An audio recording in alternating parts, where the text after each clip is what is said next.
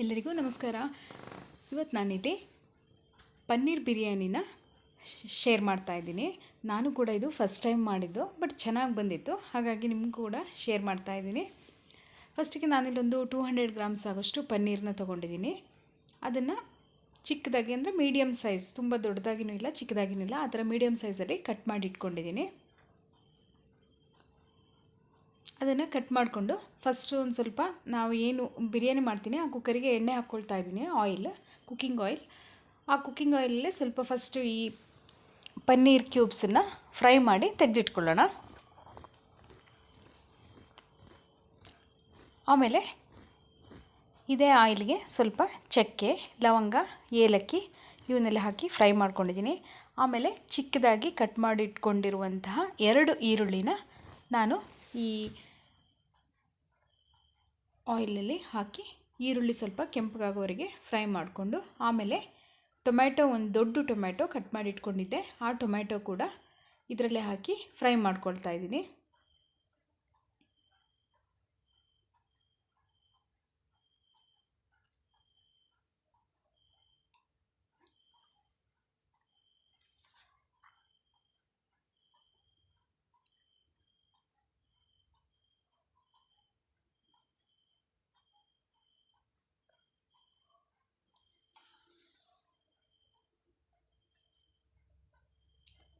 ಈ ರೀತಿ ಅವೆರಡನ್ನೂ ಹಾಕಿ ಫ್ರೈ ಮಾಡ್ಕೊಂಡ ನಂತರ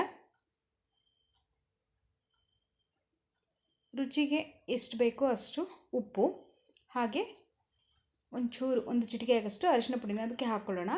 ಹಾಗೆ ಇಲ್ಲಿ ಪೇಸ್ಟ್ಗೆ ಅದು ಏನೇನು ಬೇಕು ಐಟಮ್ಸ್ ಅದನ್ನೆಲ್ಲ ಹಾಕಿ ರೆಡಿ ಮಾಡ್ಕೊಳ್ತಾ ಇದ್ದೀನಿ. ಒಂದು ಈರುಳ್ಳಿ, ಟೊಮೆಟೊ, ಚಕ್ಕೆ, ಲವಂಗ, ಜೀರಿಗೆ, ಶುಂಠಿ, ಬೆಳ್ಳುಳ್ಳಿ, ಕೊತ್ತಂಬರಿ ಸೊಪ್ಪು ಇದಿಷ್ಟನ್ನು ಹಾಕ್ಕೊಂಡು, ಹಾಗೆ ನಾನಿಲ್ಲಿ ಖಾರಕ್ಕಂತ ಜೀರಿಗೆ ಮೆಣಸನ್ನು ತೊಗೊಳ್ತಾ ಇದ್ದೀನಿ. ಹಸಿಮೆಣಸು ತೊಗೊಂಡಿಲ್ಲ, ಅದ್ರ ಬದಲಿಗೆ ನಾನು ಜೀರಿಗೆ ಮೆಣಸನ್ನು ತೊಗೊಳ್ತಾ ಇದ್ದೀನಿ. ಆ ಜೀರಿಗೆ ಮೆಣಸನ್ನು ಹಾಕ್ಕೊಂಡು ಇವನ್ನೆಲ್ಲ ಪೇಸ್ಟ್ ಮಾಡಿ ಇಲ್ಲಿ ಒಗ್ಗರಣೆಗೆ ಹಾಕ್ಕೊಳ್ತಾ ಇದ್ದೀನಿ. ಈ ಒಗ್ಗರಣೆನ ಸ್ವಲ್ಪ ಚೆನ್ನಾಗಿ ಕುದಿಲಿಕ್ಕೆ ಬಿಟ್ಕೋಬೇಕು.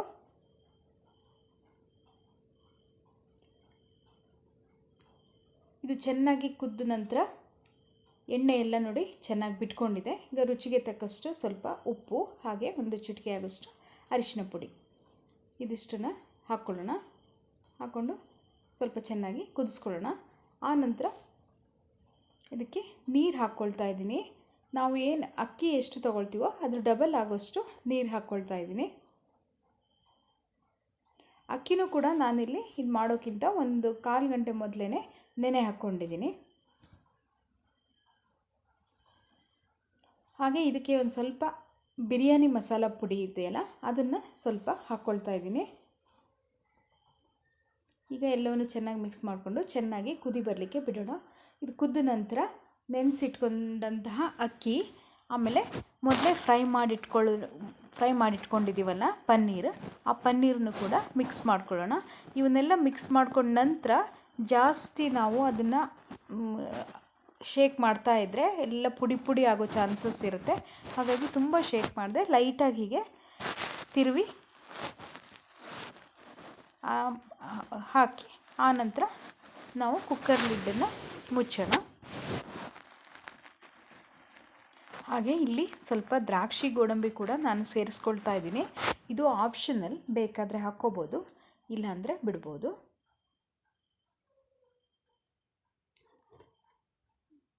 ಈ ಕುಕ್ಕರ್ ಲಿಡ್ಡನ್ನು ಕ್ಲೋಸ್ ಮಾಡಿ 1-2 ವಿಷಲ್ ಬರೆಸಿದ್ರೆ ರುಚಿಯಾದಂತಹ ಪನ್ನೀರ್ ಬಿರಿಯಾನಿ ರೆಡಿಯಾಗಿದೆ ಫ್ರೆಂಡ್ಸ್. ಈ ವಿಡಿಯೋ ನಿಮಗೆಲ್ಲ ಇಷ್ಟ ಆಗಿದರೆ ಪ್ಲೀಸ್ ಒಂದು ಲೈಕ್ ಮಾಡಿ, ಶೇರ್ ಮಾಡಿ, ಹಾಗೆ ನನ್ನ ಚಾನಲ್ನ ಸಬ್ಸ್ಕ್ರೈಬ್ ಮಾಡ್ಕೊಂಡು ನೋಡಿ ಫ್ರೆಂಡ್ಸ್.